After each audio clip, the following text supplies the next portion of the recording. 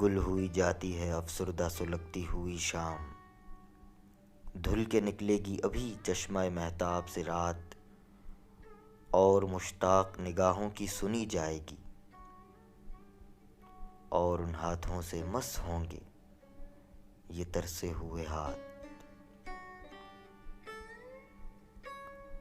ان کا آنچل ہے کہ رخسار کے پیراہن ہے، کچھ تو ہے جس سے ہوئی جاتی ہے چلمن رنگین،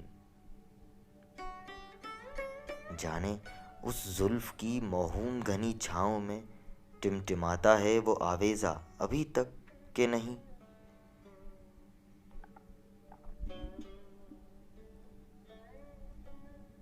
آج پھر حسن دل آرا کی وہی دھج ہوگی، وہی خوابیدہ سی آنکھیں، وہی کاجل کی لکیر، رنگ رخسار پہ ہلکا سا وہ غازے کا غبار، صندلی ہاتھ پہ دھندلی سی حنا کی تحریر۔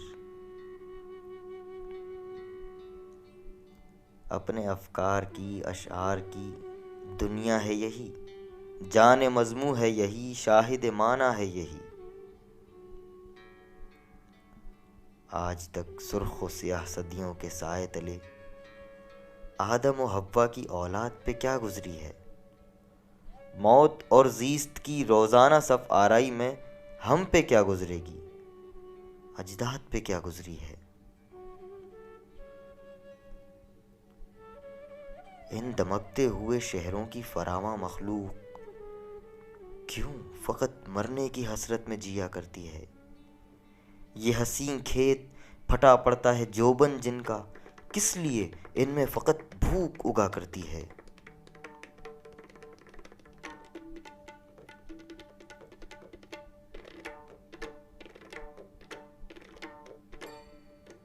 یہ ہر ایک سمت پر اسرار کڑی دیواریں جل بجھے جن میں ہزاروں کی جوانی کے چراغ، یہ ہر ایک گام پہ ان خوابوں کی مقتل گاہیں جن کے پرتوں سے چراغاں ہیں ہزاروں کے دماغ۔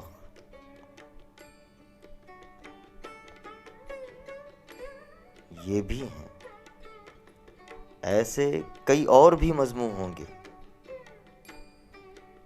لیکن اس شوق کے آہستہ سے کھلتے ہوئے ہونٹ، ہائے اس جسم کے کمبخت دل آویز خطوط، آپ ہی کہیے کہیں ایسے بھی مضمون ہوں گے۔ اپنا موضوع سخن ان کے سوا اور نہیں،